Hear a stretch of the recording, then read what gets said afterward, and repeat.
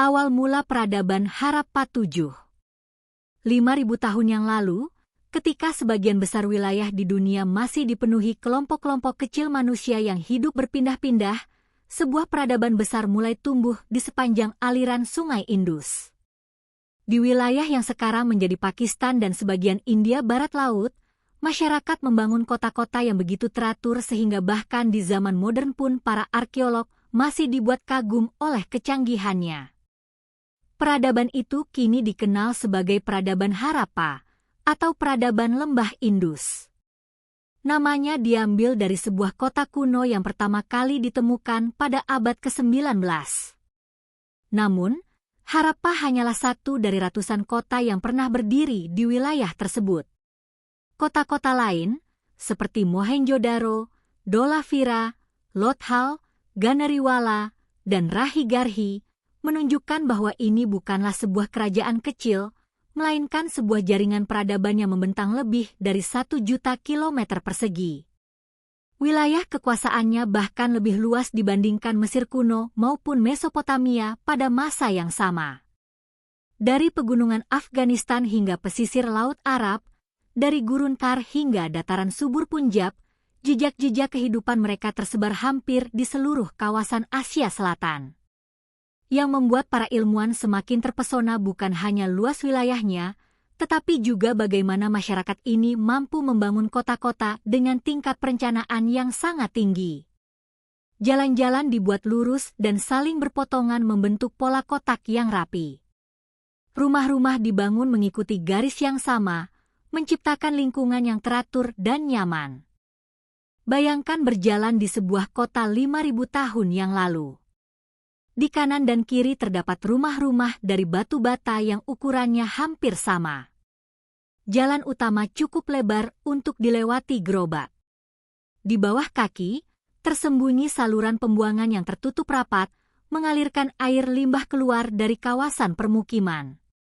Di setiap sudut kota terdapat sumur yang menyediakan air bersih bagi masyarakat.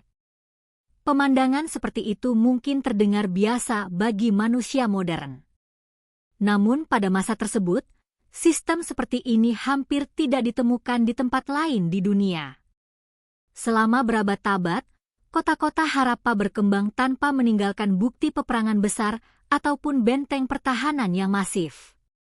Tidak ada monumen raksasa seperti piramida Mesir atau ziggurat Mesopotamia yang menunjukkan kekuasaan seorang raja. Sebaliknya, kota-kota mereka tampak dirancang untuk memenuhi kebutuhan seluruh masyarakat. Hal inilah yang kemudian memunculkan pertanyaan besar di kalangan arkeolog. Siapa sebenarnya yang memimpin peradaban Harappa? Tidak seperti Mesir yang meninggalkan nama para Fir'aun, atau Mesopotamia yang mencatat nama rajanya di atas lempengan tanah liat, Harappa tidak meninggalkan catatan sejarah yang dapat dibaca. Mereka memang memiliki sistem tulisan, tetapi hingga hari ini tulisan tersebut belum berhasil diterjemahkan. Akibatnya, hampir semua pengetahuan kita tentang Harappa berasal dari benda-benda yang mereka tinggalkan. Kisah penemuan Harappa sendiri bermula secara tidak sengaja. Pada pertengahan abad ke-19, Inggris sedang membangun jalur kereta api di wilayah Punjab. Para pekerja membutuhkan batu dalam jumlah besar untuk menjadi pondasi rel. Mereka menemukan gundukan bata kuno yang dianggap tidak memiliki nilai. Ribuan batu bata itu diambil dan digunakan sebagai material pembangunan. Tidak ada yang menyadari bahwa batu bata tersebut sebenarnya berasal dari sebuah kota berusia ribuan tahun. Barulah beberapa puluh tahun kemudian para arkeolog mulai melakukan penelitian serius. Penggalian demi penggalian membuka fakta mengejutkan. Di bawah lapisan tanah ternyata tersembunyi sisa-sisa kota yang sangat besar. Penemuan berikutnya terjadi di Mohenjo-daro pada awal abad ke-20. Kota ini bahkan lebih mengagumkan. Di sana ditemukan bangunan yang kini dikenal sebagai Great Bath atau pemandian besar. Bangunan tersebut berupa kolam besar yang dibuat menggunakan batu bata berkualitas tinggi dan dilapisi bahan kedap air. Hingga sekarang para ahli masih memperdebatkan fungsinya. Sebagian percaya kolam ini digunakan untuk upacara keagamaan, sementara yang lain berpendapat bahwa tempat tersebut menjadi pusat kegiatan sosial masyarakat. Di sekitar Great Bat berdiri bangunan-bangunan besar yang kemungkinan berfungsi sebagai gudang penyimpanan hasil panen. Ukuran gudang tersebut menunjukkan bahwa masyarakat Harappa mampu menghasilkan surplus makanan dalam jumlah besar. Surplus pangan merupakan salah satu syarat utama berkembangnya sebuah peradaban. Ketika kebutuhan dasar telah terpenuhi, manusia dapat mulai mengembangkan berbagai profesi lain. Sebagian menjadi pengrajin. Sebagian menjadi pedagang. Sebagian lagi menjadi ahli bangunan, pembuat perhiasan, pembuat tembikar, hingga administrator kota. Semua itu membutuhkan organisasi sosial yang sangat baik. Menariknya, hampir seluruh kota Harappa menggunakan ukuran batu bata yang sama. Perbandingan panjang, lebar, dan tinggi bata dibuat dengan standar tertentu. Hal sederhana ini menunjukkan bahwa terdapat sistem pengawasan yang berlaku di seluruh wilayah. Standarisasi semacam itu bukanlah sesuatu yang mudah dicapai. Bahkan di dunia modern sekalipun, standar pembangunan membutuhkan koordinasi yang baik. Fakta bahwa masyarakat Harappa mampu melakukannya ribuan tahun lalu menunjukkan tingkat organisasi yang luar biasa. Selain tata kota, sistem sanitasi mereka menjadi salah satu pencapaian terbesar. Hampir setiap rumah memiliki kamar mandi sendiri. Air bekas digunakan dialirkan menuju saluran bawah tanah. Saluran tersebut dibuat menggunakan batu bata yang disusun rapi dan dapat dibuka untuk dibersihkan. Artinya, masyarakat Harappa tidak hanya membangun sistem pembuangan, tetapi juga memikirkan perawatannya. Para arkeolog sering mengatakan bahwa beberapa kota modern di dunia baru memiliki sistem sanitasi yang setara ribuan tahun kemudian. Semua ini menimbulkan pertanyaan yang semakin menarik. Bagaimana mungkin sebuah masyarakat yang hidup 5.000 tahun lalu mampu membangun kota yang begitu maju? Dari mana mereka memperoleh pengetahuan teknik tersebut? Apakah mereka menemukan semuanya sendiri, ataukah pengetahuan itu berkembang secara perlahan selama ratusan tahun? Jawabannya masih menjadi misteri. Namun satu hal yang pasti, peradaban Harappa membuktikan bahwa sejarah manusia jauh lebih kompleks daripada yang pernah dibayangkan. Di balik reruntuhan batu bata yang tampak sederhana, tersimpan kisah tentang jutaan manusia yang pernah hidup, bekerja, membangun keluarga, berdagang, dan menciptakan salah satu kota paling maju pada zamannya. Dan inilah baru permulaan dari kisah mereka. Pada bagian berikutnya, kita akan melihat bagaimana kehidupan sehari-hari masyarakat Harappa berlangsung, bagaimana mereka berdagang hingga ke negeri-negeri yang jauh, menciptakan teknologi yang mengagumkan, dan membangun ekonomi yang menjadikan peradaban Harappa sebagai salah satu pusat perdagangan terbesar di dunia kuno. Kehidupan masyarakat, teknologi, dan jaringan perdagangan 4. Matahari perlahan terbit di ufuk timur, menyinari dataran luas yang dialiri Sungai Indus beserta anak-anak sungainya. Kabut tipis masih menggantung di atas ladang gandum dan jelai yang mulai menguning. Di kejauhan, suara burung bercampur dengan aktivitas para petani yang telah memulai pekerjaan sejak fajar. Di dalam kota Harappa, kehidupan juga mulai bergerak. Para pedagang membuka kios mereka. Pengrajin menyiapkan peralatan kerja. Anak-anak mengikuti orang tua mereka melewati jalan-jalan yang tersusun rapi, sementara para pembawa air mengambil persediaan dari sumur umum yang tersebar di berbagai sudut kota. Meski tidak ada satupun catatan tertulis yang dapat dibaca, para arkeolog berhasil menyusun gambaran kehidupan masyarakat Harappa melalui ribuan benda yang ditemukan selama lebih dari 1 abad penelitian. Setiap pecahan tembikar, setiap manik-manik batu, hingga setiap sisa makanan yang membatu menjadi petunjuk tentang bagaimana mereka menjalani kehidupan sehari-hari. Sebagian besar masyarakat Harappa bekerja sebagai petani. Tanah subur di sepanjang Sungai Indus memungkinkan mereka menanam berbagai jenis tanaman dalam jumlah besar. Gandum dan jelai menjadi makanan pokok.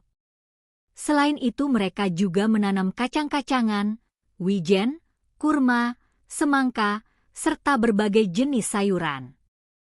Yang paling menarik adalah kapas. Banyak ahli meyakini bahwa peradaban Harappa merupakan salah satu masyarakat pertama di dunia yang membudidayakan kapas secara luas. Dari tanaman inilah mereka menghasilkan benang dan kain yang kemudian diperdagangkan ke wilayah lain.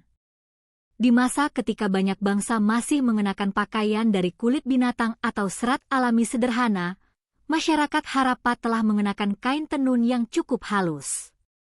Air menjadi sumber kehidupan utama. Setiap tahun, Sungai Indus meluap membawa lumpur yang kaya akan mineral. Lumpur inilah yang menyuburkan lahan pertanian sehingga panen dapat berlangsung secara berkelanjutan. Meskipun demikian, masyarakat Harappa tampaknya tidak sepenuhnya bergantung pada banjir tahunan. Bukti arkeologi menunjukkan adanya berbagai bentuk pengelolaan air yang membantu menjaga ketersediaan air sepanjang musim. Di beberapa kota ditemukan waduk, saluran air, dan sistem penyimpanan yang dirancang dengan sangat baik.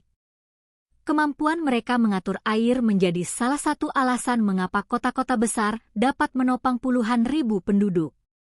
Selain bertani, masyarakat Harappa juga dikenal sebagai pengrajin yang sangat berbakat.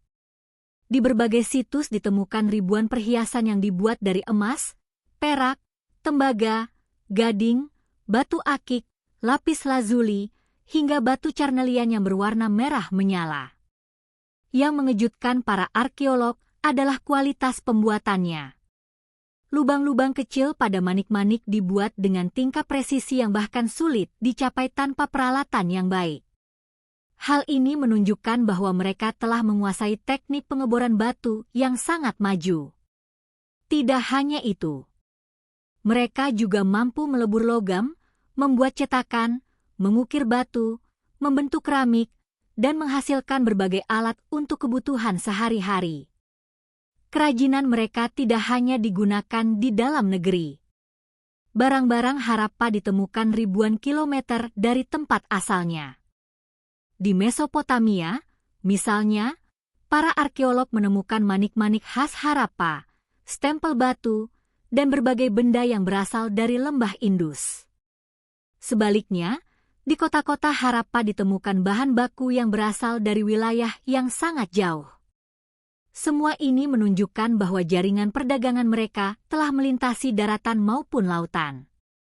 Salah satu kota yang sangat penting dalam perdagangan adalah Lothal. Kota ini dipercaya memiliki salah satu pelabuhan tertua di dunia. Di sana ditemukan sebuah struktur besar berbentuk persegi panjang yang diyakini sebagai dermaga kapal.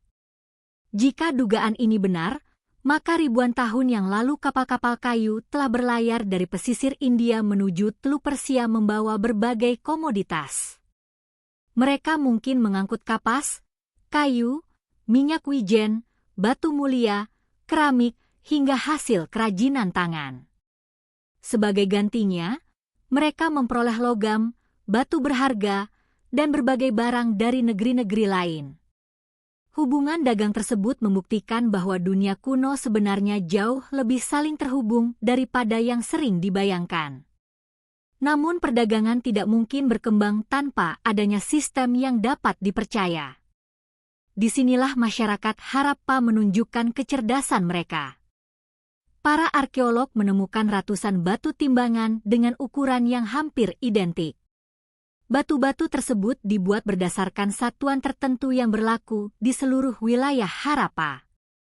Artinya, seorang pedagang di Harappa dapat melakukan transaksi dengan pedagang di Mohenjo-daro menggunakan standar ukuran yang sama.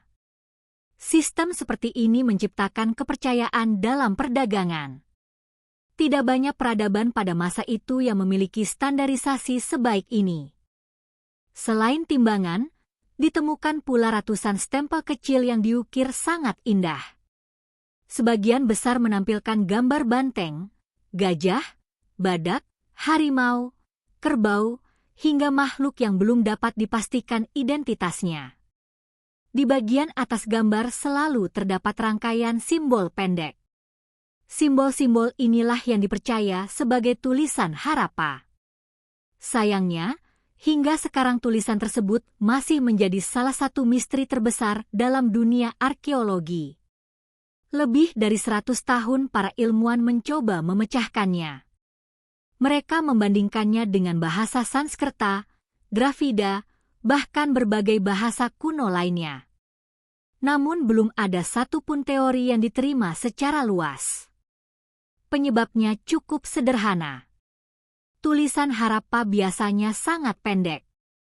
Sebagian besar hanya terdiri dari 5 hingga 10 simbol. Tidak pernah ditemukan teks panjang seperti prasasti Mesir atau tablet tanah liat Mesopotamia. Tanpa teks panjang, sangat sulit mengetahui pola bahasa yang digunakan. Akibatnya, nama kota, nama pemimpin, bahkan nama asli masyarakat Harappa sendiri masih menjadi misteri. Meski demikian, kehidupan sosial mereka dapat dipelajari dari bentuk rumah-rumah yang ditemukan. Sebagian besar rumah dibangun menggunakan batu bata yang dibakar. Rumah-rumah itu memiliki beberapa ruangan yang mengelilingi halaman kecil di bagian tengah. Banyak rumah memiliki tangga menuju lantai 2. Ini menunjukkan bahwa bangunan bertingkat telah dikenal pada masa itu. Setiap rumah biasanya memiliki kamar mandi sendiri. Lantai kamar mandi dibuat sedikit miring sehingga air mengalir menuju saluran pembuangan. Teknik sederhana ini menunjukkan bahwa masyarakat Harappa sangat memperhatikan kebersihan. Hal lain yang cukup menarik adalah tidak ditemukannya perbedaan mencolok antara rumah orang kaya dan masyarakat biasa. Memang terdapat rumah yang lebih besar, tetapi perbedaannya tidak sebesar yang ditemukan di Mesir atau Mesopotamia. Karena itulah sebagian ilmuwan berpendapat bahwa kesenjangan sosial di Harappa mungkin tidak terlalu ekstrim. Namun teori tersebut masih terus diperdebatkan. Anak-anak kemungkinan belajar dari orang tua mereka. Para pengrajin mewariskan keterampilan kepada generasi berikutnya. Petani mengajarkan cara mengolah lahan. Pedagang mengajarkan cara bertransaksi.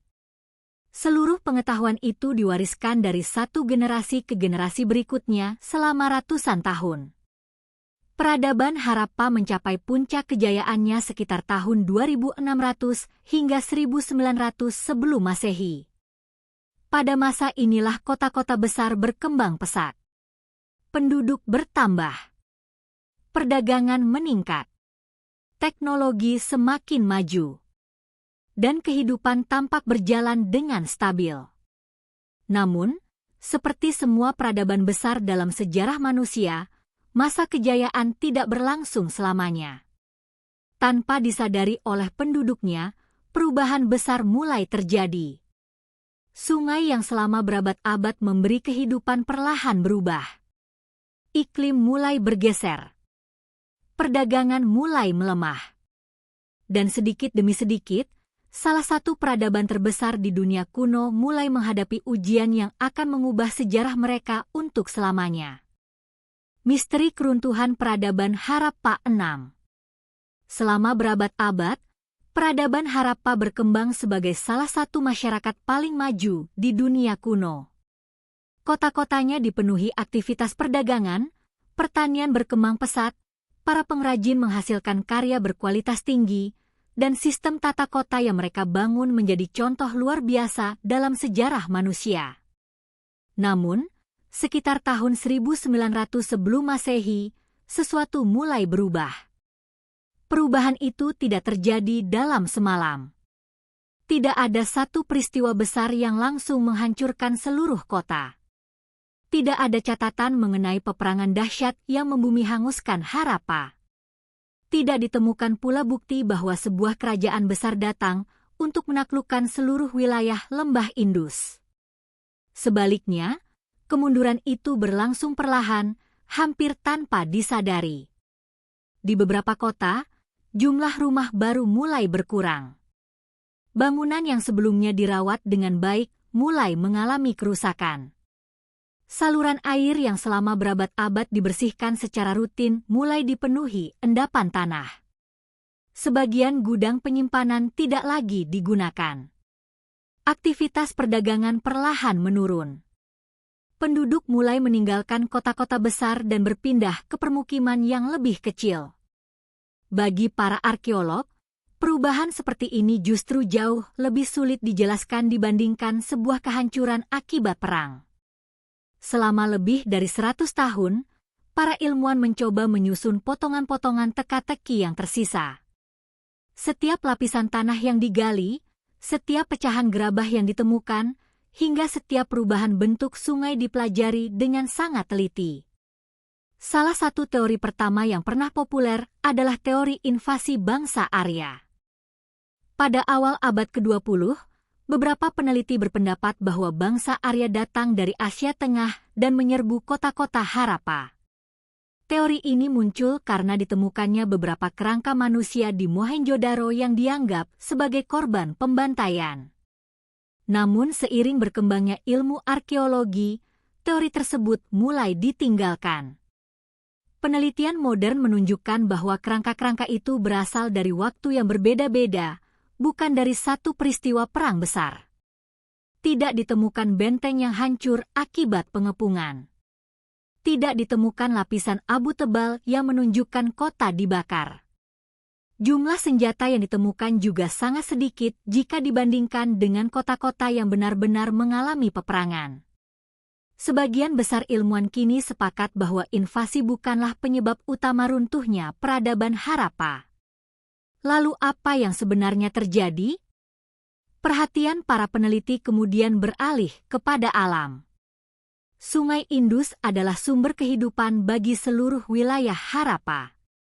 Airnya mengairi sawah, memenuhi sumur, menjadi jalur perdagangan, sekaligus menyediakan kebutuhan sehari-hari bagi jutaan penduduk.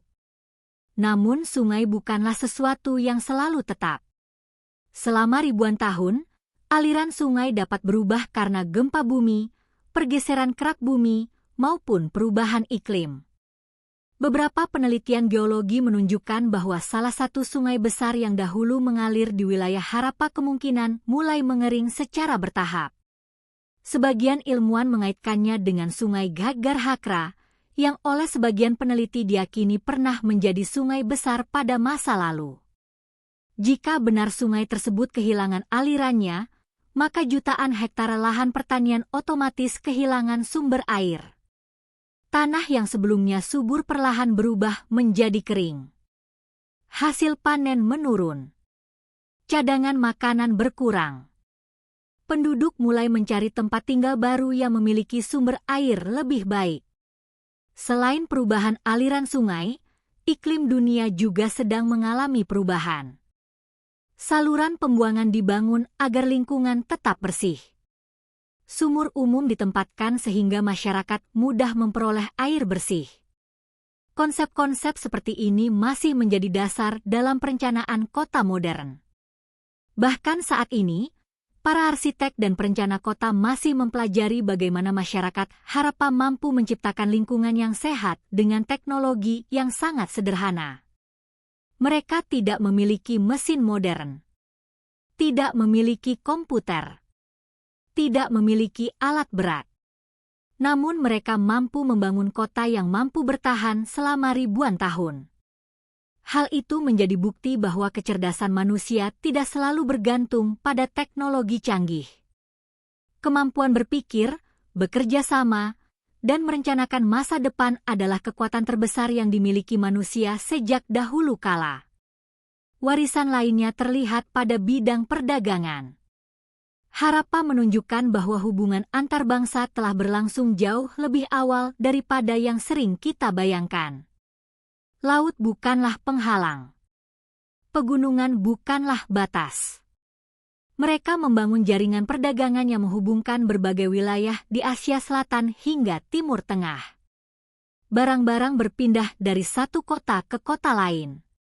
Bersamaan dengan itu, ide, pengetahuan, dan budaya juga ikut berpindah. Inilah yang kemudian menjadi fondasi berkembangnya dunia kuno. Salah satu warisan terbesar Harappa justru berasal dari sesuatu yang belum berhasil dipahami, yaitu tulisan mereka. Ratusan bahkan ribuan stempel dengan simbol-simbol misterius telah ditemukan. Namun hingga hari ini, tidak seorang pun benar-benar mengetahui isi pesannya. Apakah stempel itu berisi nama seseorang? Apakah merupakan tanda kepemilikan barang? Atau mungkin catatan perdagangan?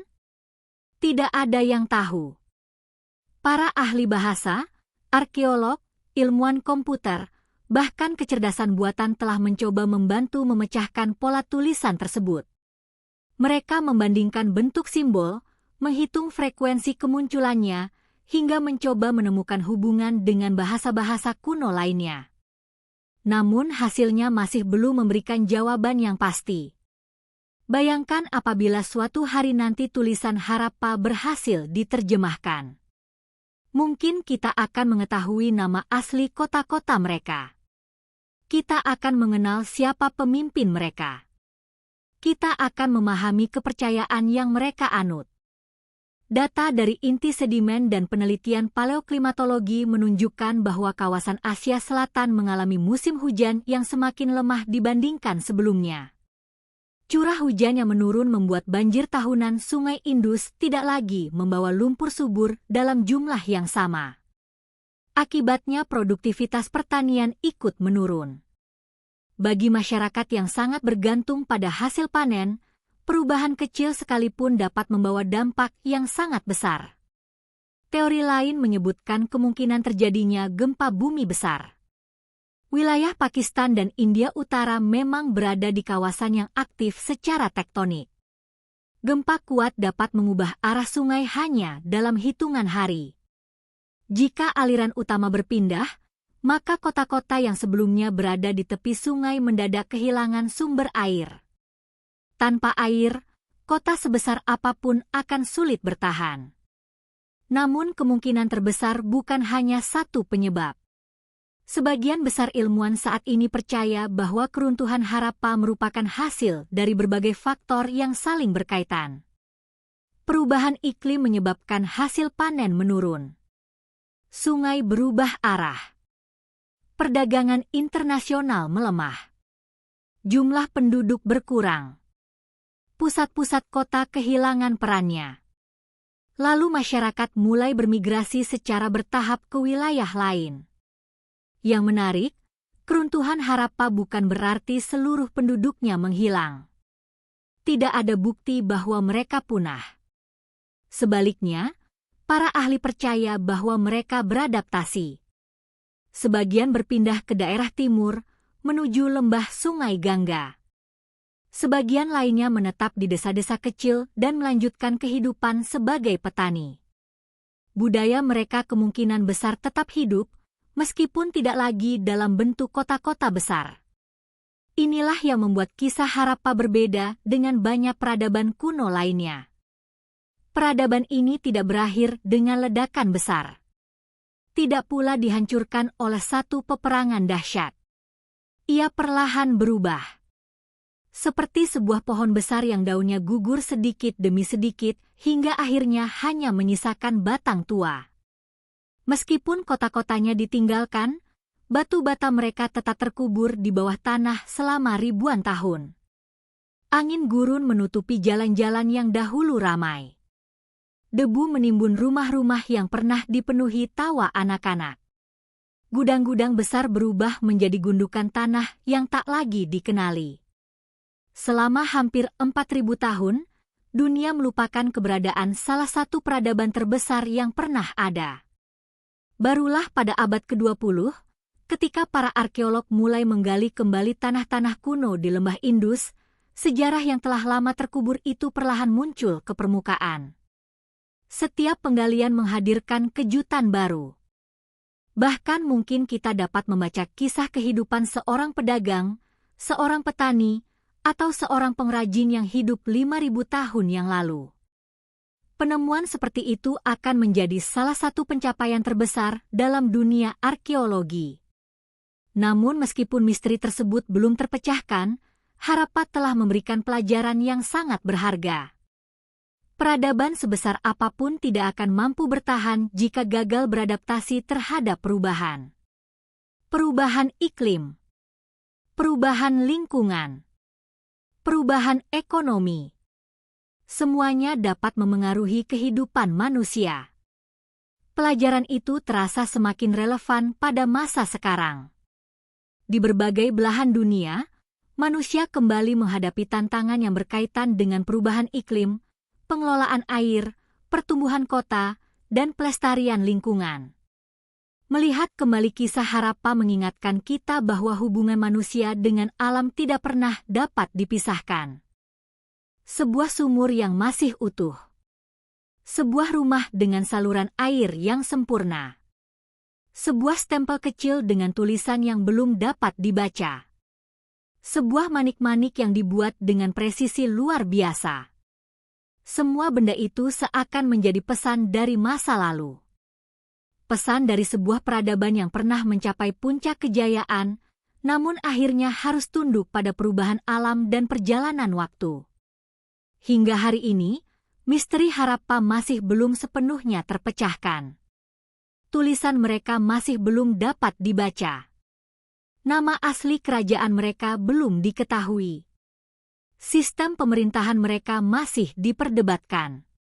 Dan alasan pasti mengapa mereka meninggalkan kota-kota megah itu masih menjadi salah satu misteri terbesar dalam dunia arkeologi.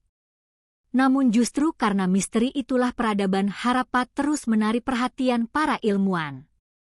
Setiap tahun, penelitian baru dilakukan. Teknologi modern seperti pemindaian satelit, analisis DNA kuno, hingga pencitraan bawah tanah membantu membuka sedikit demi sedikit tabir sejarah yang telah tertutup selama ribuan tahun. Dan mungkin, suatu hari nanti, penemuan baru akan memberikan jawaban atas pertanyaan yang selama ini belum pernah terpecahkan. Tetapi sebelum hari itu tiba, Harappa akan tetap menjadi simbol bahwa sebesar apapun sebuah peradaban, tidak ada yang benar-benar abadi. Semua akan berubah. Semua akan menghadapi tantangannya sendiri. Dan pada akhirnya, hanya jejak-jejak sejarah yang akan menceritakan kisah mereka kepada generasi berikutnya. Ketika alam terjaga, kehidupan berkembang. Namun ketika keseimbangan mulai terganggu, sebuah peradaban sebesar apapun dapat mengalami kemunduran. Selain itu, Harappa juga mengajarkan pentingnya kerjasama.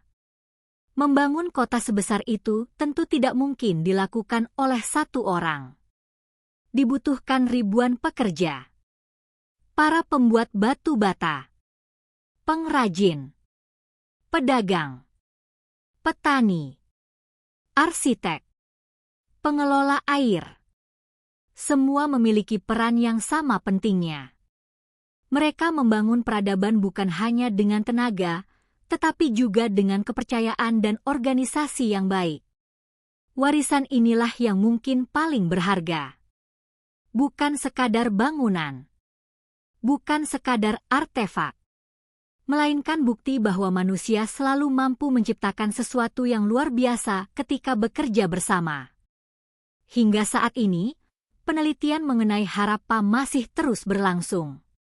Teknologi seperti pemetaan satelit, analisis DNA kuno, pencitraan 3 dimensi, dan kecerdasan buatan membantu para ilmuwan menemukan situs-situs baru yang sebelumnya tersembunyi di bawah pasir dan tanah. Setiap tahun, penemuan baru kembali menambah potongan kecil dari sejarah yang telah hilang. Dan mungkin, suatu hari nanti, kita akan mendapatkan jawaban atas pertanyaan-pertanyaan yang selama ini belum terpecahkan. Namun sampai hari itu tiba, Harappa akan tetap menjadi salah satu misteri terbesar dalam sejarah dunia. Sebuah peradaban yang begitu maju, begitu teratur, begitu luas, namun tetap menyimpan banyak rahasia yang belum mampu dijelaskan oleh ilmu pengetahuan modern. Ketika kita mempelajari sejarah, sebenarnya kita bukan hanya mempelajari masa lalu. kita sedang belajar memahami diri kita sendiri. Setiap peradaban meninggalkan warisan. Setiap generasi meninggalkan jejak. Dan suatu hari nanti, manusia modern pun akan menjadi bagian dari sejarah yang dipelajari oleh generasi yang akan datang. Karena itu, memahami kisah peradaban Harappa bukan hanya tentang mengenal sebuah kota kuno, melainkan tentang memahami perjalanan panjang peradaban manusia dari masa lalu hingga masa depan. Terima kasih telah menemani perjalanan kita menelusuri sejarah peradaban Harappa dari awal hingga akhir. Semoga kisah ini menambah wawasan dan membuat kita semakin menghargai pencapaian luar biasa manusia di masa lampau. Jika Anda menikmati video dokumenter sejarah seperti ini, jangan lupa tekan tombol like, subscribe, dan aktifkan lonceng notifikasi agar tidak ketinggalan video berikutnya. Bagikan juga video ini kepada teman, keluarga, atau siapa saja yang menyukai kisah-kisah peradaban kuno. Karena dengan membagikannya, Anda ikut membantu menyebarkan pengetahuan kepada lebih banyak orang. Sampai jumpa di perjalanan sejarah berikutnya, di mana kita akan kembali mengungkap misteri, kejayaan, dan kisah-kisah luar biasa dari peradaban-peradaban yang pernah mengubah dunia. Terima kasih telah menonton, dan sampai bertemu di video selanjutnya. Warisan peradaban Harappa yang tak pernah hilang 4. Bayangkan berdiri di tengah runtuhan Mohenjo-daro pada saat matahari mulai terbit. Udara pagi masih terasa sejuk. Cahaya keemasan perlahan menyinari dinding-dinding bata yang telah bertahan selama ribuan tahun. Tidak terdengar suara pedagang yang menawarkan barang dagangan. Tidak ada lagi anak-anak yang berlari di antara rumah-rumah. Tidak ada lagi para pengrajin yang sibuk membentuk tembikar atau memoles batu permata. Yang tersisa hanyalah keheningan. Namun di balik keheningan itu, setiap batu bata seolah masih menyimpan cerita. Cerita tentang jutaan manusia yang pernah hidup, bekerja, bermimpi, dan membangun salah satu peradaban paling menakjubkan dalam sejarah umat manusia. Peradaban Harappa mungkin telah lama menghilang, tetapi pengaruhnya tidak pernah benar-benar lenyap.